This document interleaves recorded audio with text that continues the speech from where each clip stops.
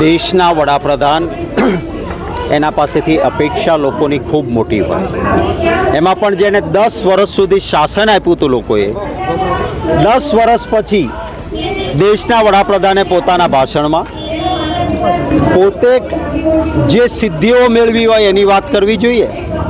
એમણે કહેવું જોઈએ કે મેં 10 વર્ષ પહેલાં કહ્યું હતું કે 2 કરોડ નોકરી ખોલીશ ને જુઓ આટલી ખોલી.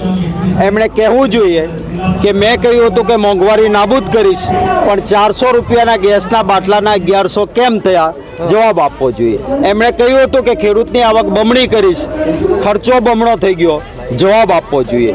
એમણે કહ્યું હતું કે ડોલર સામે રૂપિયો મજબૂત થઈ જશે, સૌથી કમજોર રૂપિયો થઈ ગયો, જવાબ આપવો જોઈએ. એમણે જવાબ આપવો જોઈએ કે ગુજરાતમાં કેમ પેપર ફૂટે છે, ભ્રષ્ટાચારથી પૈસા લેવાઈને બ્રિજ તૂટે છે, જવાબ આપવો જોઈએ. યુવાનોને ડ્રગ્સના રવાડે ચડાવનારાના ધંધા કરનારા લોકો કેટલા ગુજરાતમાં છે, કેમ ગુજરાતમાં ડ્રગ્સ પકડાય છે, જવાબ આપવો જોઈએ. એક પણ સિદ્ધિનો જવાબ આપી શકતા નથી. એટલે કે તમારા ઘરમાં 2 ભેંસ હશે તો 1 ભેંસ કોંગ્રેસ લઈ જાય, આવું ક્યાંય હોય ખરું? તમારી 4 એકર જમીન છે, 2 એકર લઈ જશે. આવી હાસ્યાસ્પદ વાતો દેશના પ્રધાનમંત્રી પાસે ન શોભે. એ કહે છે કે બંધારણમાં ફેરફાર નહીં કરે. અરે અમારી સત્તા તમે જ કહો છો કે કોંગ્રેસ 60 વર્ષ સત્તામાં રહી, 400 કરતાં વધારે બેઠકો રાજીવ ગાંધી કે ઇન્દિરાજીને મળી એવી જબરજસ્ત બહુમતી હતી. શું અમે ક્યારેય બંધારણમાં ફેરફાર કર્યો ખરો? દાખલો તો બતાવે એક પણ.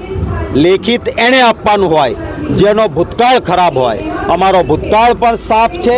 બાબા સાહેબ આંબેડકરની અધ્યક્ષતામાં બંધારણ બનાવવાનો નિર્ણય કોંગ્રેસની બહુમતી હતી.